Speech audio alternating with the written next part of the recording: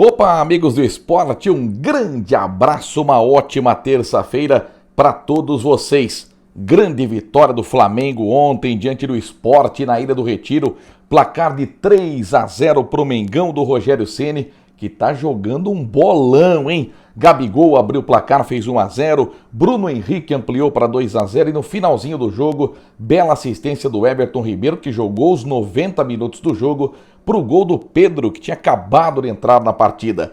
3-0 e olha, o Luan Poli, goleiro do Sport, fez 4 defesas difíceis. Era pro Flamengo ter goleado ontem à noite. Bom resultado, porque o Flamengo chega aos 61 pontos, o Inter é o líder com 65, ganhou no fim de semana do Red Bull Bragantino por 2-1 e ainda tem o confronto direto no Rio de Janeiro, hein? Neste meio de semana o Inter joga em Curitiba, na Arena da Baixada contra o Atlético, é uma pedreira, hein? O Atlético vem de vitória contra o Ceará por 2-0 e o Flamengo na quinta-feira pega o desesperado Vasco da Gama no Clássico do Rio de Janeiro. O Vasco que não tem o Leandro Castan, expulso no empate sem gols contra o Bahia. O Atlético Mineiro é o terceiro colocado com 60 pontos. Hoje tem Campeonato Brasileiro ainda o complemento da 33ª rodada. O Palmeiras, campeão da Libertadores, entra em campo contra o Botafogo.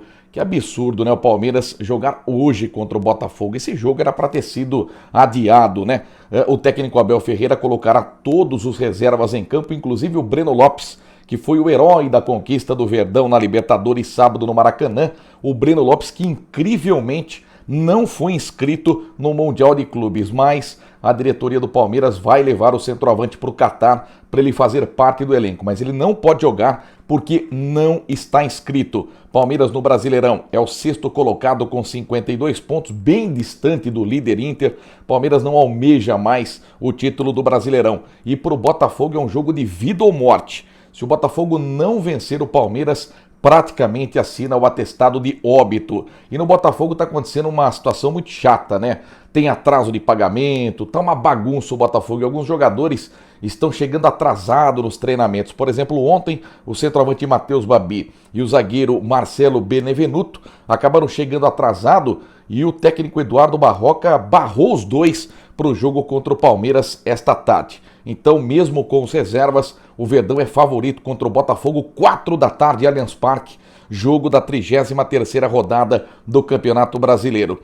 Ainda sobre a final da Libertadores, uma notícia do Santos, né? A imprensa que cobre o peixe está dizendo que o Cuca anda bem chateado, deprimido e que está pensando até em pedir demissão por conta do que ele acabou fazendo, né, na final contra o Palmeiras. Ou seja, ele utilizou um time praticamente a Libertadores toda e na decisão ele deixou o Lucas Braga no banco e colocou o Sandro em campo. E para piorar, teve aquele lance, né, com o Marcos Rocha em que ele acabou retendo a bola, foi expulso e logo em seguida o lançamento do Danilo para o Rony, o cruzamento e o gol do Breno Lopes.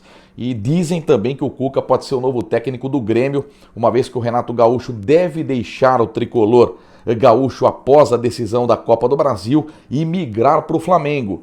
Vamos aguardar. E aí, no caso, o Rogério Ceni viria para o São Paulo, né? O São Paulo que ontem demitiu o técnico Fernando Diniz após 16 meses de trabalho no Morumbi. Foram 74 jogos, com 34 vitórias, 20 empates e 20 derrotas. Só que o São Paulo não venceu ainda este ano. Foram 7 partidas, com 3 empates e 4 derrotas. A gota d'água foi a derrota para o Atlético Goianiense domingo em Goiânia por 2-1. Então houve uma reunião ontem pela manhã da diretoria, inclusive o Rápido no Ar foi o primeiro veículo a soltar a demissão do Fernando Diniz. A diretoria se reuniu e à tarde comunicou o treinador da demissão. O Raí, que tinha bancado a permanência do Fernando Diniz na primeira crise que teve no São Paulo, optou também por deixar o clube do Morumbi. Ele tinha contrato até o final de fevereiro, até o término do Campeonato Brasileiro, optou por sair antes. O Visoli, ex-volante do São Paulo, toca a equipe até o final do Campeonato Brasileiro. Se não for o Rogério Ceni o treinador aí nos próximos meses, muito provavelmente a diretoria aposte num técnico estrangeiro, porque dá certo. A gente viu o Jorge Jesus no Flamengo, agora o Abel Ferreira, a gente viu o Eduardo Cudê, vem o Jorge Sampaoli também no Atlético. Então são treinadores de fora que conseguem desempenhar um bom trabalho. Sobre a Internacional de Limeira, O goleiro Rafael Pinha está de volta, né? Venceu o contrato de empréstimo com o Guarani, ele foi liberado, não teve o contrato renovado, ele já treinou e a Inter que deve anunciar nas próximas horas um outro goleiro, deve ser o Rafael Santos, goleiro que jogou pelo Corinthians e estava no Confiança na disputa da Série B do Campeonato Brasileiro. Spiritualis ganhou um merecido descanso, né? Foi vice-campeão da Série C com o Remo, está descansando em Londrina, mais alguns dias Spiritualis vai se apresentar ao técnico Thiago Carpini. Ontem foi dia de apresentação oficial do volante David, 32 anos, que veio do Guarani, 67 partidas pelo Bugre, né? O David, que começou no Atlético Paranaense, foram mais de 200 jogos pelo Furacão, ganhou até o apelido de Leão da Baixada por sua entrega em campo, jogou um Brasileirão pelo Sport, estava há 2 anos no Guarani. Então David, homem de confiança do Thiago Carpini, já se apresentou para o início dos treinamentos. E a nota triste do nosso boletim, a morte do ex-presidente da Inter, João Júnior.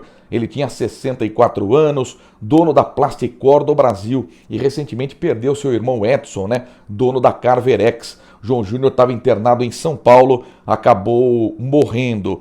Ele será velado nesta manhã a partir das 7h30 no Monumental e o sepultamento está marcado para as 10h30 da manhã no cemitério municipal. Ele foi presidente da Inter em 2005 no Paulistão, mas não conseguiu evitar o rebaixamento para A2. No ano anterior, na A2 de 2004, ele trabalhou lado a lado com o Wagner Barbosa e foi muito importante para o título e, consequentemente, o acesso da Inter à volta à divisão de elite.